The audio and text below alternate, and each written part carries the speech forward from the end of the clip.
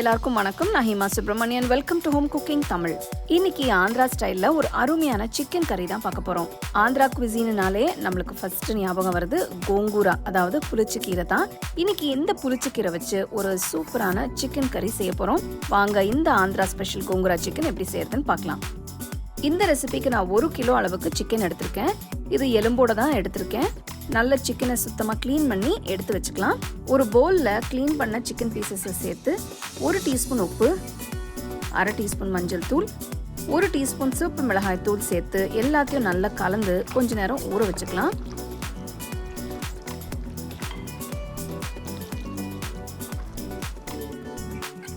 அடுத்து ஒரு அகலமான கடாயில் 4 டேபிள் ஸ்பூன் எண்ணெயை ஊற்றி எண்ணெய் சூடானதும் ஒரு பிரியாணி இலை, ஒரு சின்ன துண்டு பட்டை, 4 கிராம்பு, 3 ஏலக்காய், 1 நட்சத்திர சோம்பு, 1 டீஸ்பூன் சீரகம் சேர்த்து நல்லா வறுத்துக்கலாம்.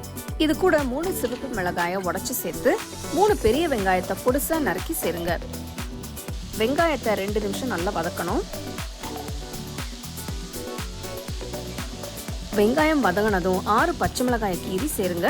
கொஞ்சம் ஃப்ரெஷ்ஷான கருவேப்பிலை, 2 டீஸ்பூன் இஞ்சி பூண்டு விழுது சேர்த்து எல்லாத்தையும் நல்லா கலந்து விடலாம். 2 நிமிஷம் கலந்து விட்டதும் 1/2 டீஸ்பூன் மஞ்சள் தூள், 1 டீஸ்பூன் உப்பு, 1 டீஸ்பூன் மிளகாய் தூள், 2 டீஸ்பூன் தனியா தூள் சேர்த்து நல்லா மிக்ஸ் பண்ணுங்க.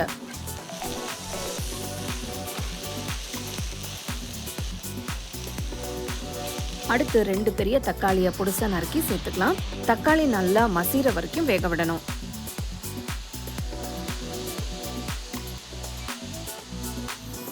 இந்த ரெசிபிக்கு நான் 1 கட்டு புளிச்ச கீரையை வாங்கி வச்சிருக்கேன். கீரையை காம்பு எடுத்துட்டு நல்லா சுத்தமா க்ளீன் பண்ணி எடுத்துக்கலாம்.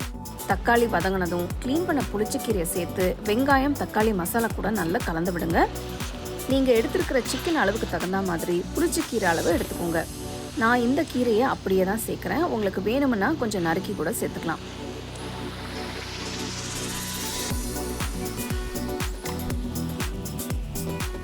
நல்லா கலந்து விட்டு கடாயை மூடி ஒரு 10 நிமிஷம் வேக விடுங்க. அப்பப்போ திறந்து பார்த்து ஒரு தடவை மிக்ஸ் பண்ணிக்கலாம். 10 நிமிஷம் கீரை நல்லா வெந்திருக்கும். இப்போ மேரினேட் பண்ணி வச்ச சிக்கனை சேர்த்துடலாம். சிக்கனை சேர்த்து நல்லா கலந்து விடுங்க. இந்த மசாலா எல்லாம் சிக்கன் பீசஸ்ல நல்லா கோட் ஆகட்டும்.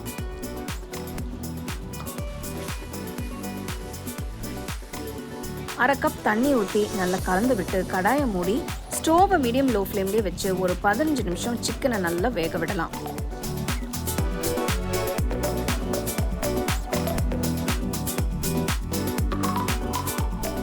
பதினஞ்சு நிமிஷம் கழிச்சு ஓப்பன் பண்ணி பார்த்தீங்கன்னா சிக்கன் நிறைய தண்ணி விட்டுருக்கும்.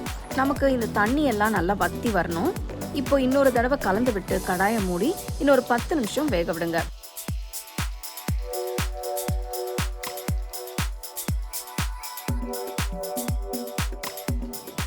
பாருங்க, இப்போ நல்லா தண்ணி எல்லாம் வத்தி எண்ணெய் பிரிஞ்சு வந்திருக்கு. சிக்கனும் நல்லா வெந்திருக்கு. இப்போ கொஞ்சம் நறுக்குன கொத்தமல்லி தூவி இறக்கிடலாம். பாருங்க, இந்த புளிச்சக்கீரை சிக்கன் பார்க்க எவ்வளவு நல்லா இருக்குன்னு. டேஸ்டும் ரொம்ப அருமையா இருக்கும்.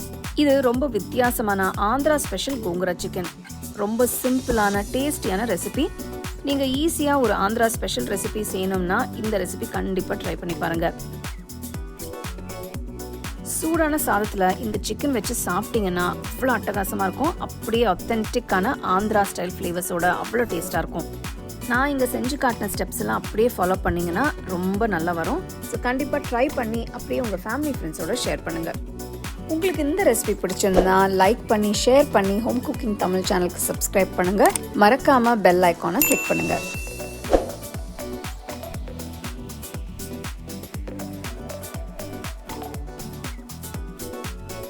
The second edition of the home cooking book is now available on Amazon as well as on shop.homecookingshow.in.